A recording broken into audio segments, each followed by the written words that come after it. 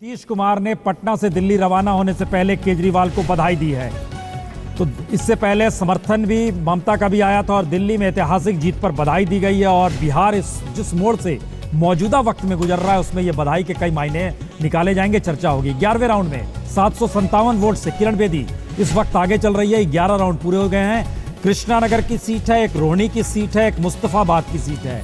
इन 3 सीटों पर कांग्रेस के कैंडिडेट्स के अलावा 2 सीट और आगे हुए हैं। 64 पर आम आदमी पार्टी, 5 पद बीजेपी।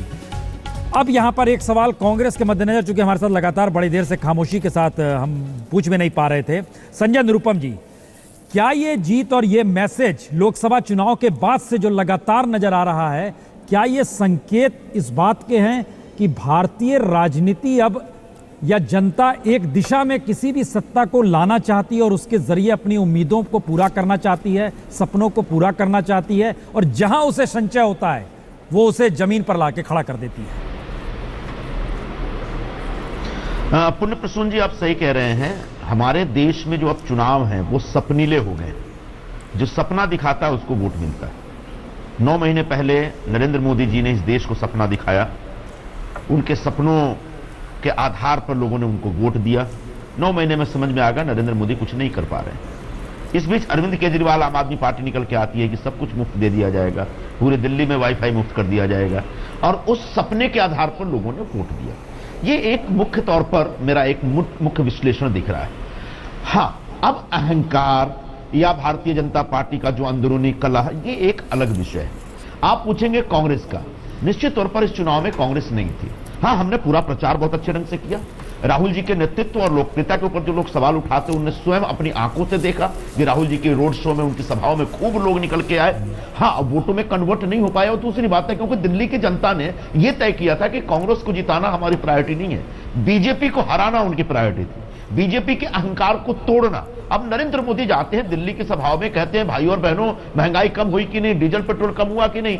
वहीं पर लोग बैठे, उनको अपने भिंडी की कीमत याद आती है, उनको अपने आलू प्याज और टमाटर की कीमत याद आती है जो बुरी तरह से बढ़े हैं। तो ऐसे में भारतीय जनता पार्टी को अब सबसे पहले आत्मालोचन करना पड़ेगा कि जो काम उन्होंने कहा था कि करके देंगे वो नहीं कर पाए। जो अच्छे दिन आने वाले थे आम आदमी के तो नहीं आए, साहब अगर आए तो सिर्फ चंद पूंजीपतियों के आए। जिस तरीके से नरेंद्र मोदी उद्योगपतियों के साथ अपने आप को फ्लॉन्ट करते घूमते रहते हैं, निश्चित तौर पर वो पूरा फैसला उनके खिलाफ है। हाँ, अब जो हमारी कांग्रेस पार्टी की बात है तो हम लोग पुनर्जीवित करने और पुनर्संगठित करने की दिशा में काम कर रहे हैं। एक मंथन चल रहा है। हाँ, थोड़ा वक्त लगेगा, लेकिन संजय निरुपम जी, लोकसभा का चुनाव हो, महाराष्ट्र का चुनाव हो, हरियाणा का चुनाव हो, जम्मू कश्मीर का, झारखंड का और अब दिल्ली का, हम देखते हैं 24 अकबर रोड पे कुछ लोग निकल कर आते हैं, प्रियंका लाओ, देश बचाओ। ये क्या मैसेज है? ये पार्टी के भीतर के ही लोग हैं, उन्हीं का दर्द है, उन्हीं का मलहम है। ये कौन सा मैसेज है? इसका मतलब है कोई प्रोग्राम नहीं है, इसका मतलब है कोई ब्लूप्रिंट तैयार नहीं है, इसका मतलब है आप अभी भी गांधी परिवार के इर्द गिर्द सारे सपने ताने बाने अपने लिए बुन रहे हैं। ये क्या मैसेज है देश के लिए? देखिए, अगर आप ये कह रहे हैं कि हमारे पास कोई ब्लूप्रिंट नहीं है, कोई प्रोग्राम नहीं है, तो मुझे लगता है हमारे ऊपर थोड़ा अन्याय कर रहे हैं।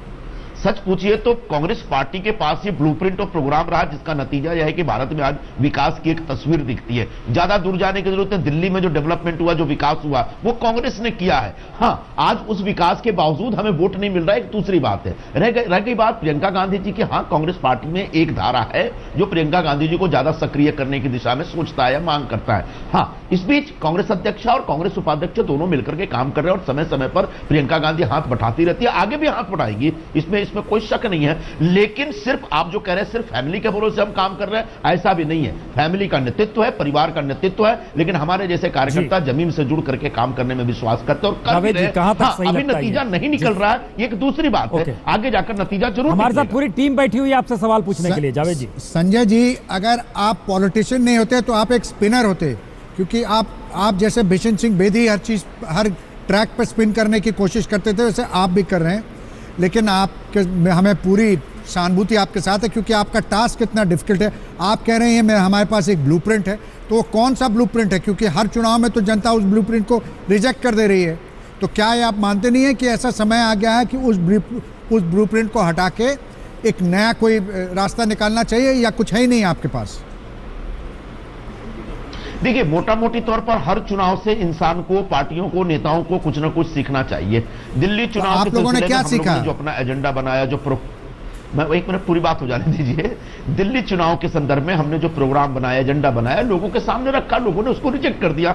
अब आम आदमी पार्टी का जो एजेंडा उसको लोगों ने लाइक किया, उसमें सिर्फ सपने हैं, सिर्फ उम्मीदें हैं। अब देखना पड़ेगा कि अरविंद केजरीवाल आने वाले 2 महीने के अंदर कर पाते हैं, 4 महीने के अंदर कर पाते हैं, क्योंकि मेरा विश्वास है जैसे 9 महीने में नरेंद्र मोदी फेल हो गए, वैसे ये भी 2-4 महीने में फेल हो जाएंगे, क्योंकि जो सपने दिखा रहे हैं उन सपनों को साकार करना इतना आसान नहीं होता। हाँ, अब हमारे ब्लूप्रिंट, हमारे प्रोग्राम में कुछ कमी है क्या?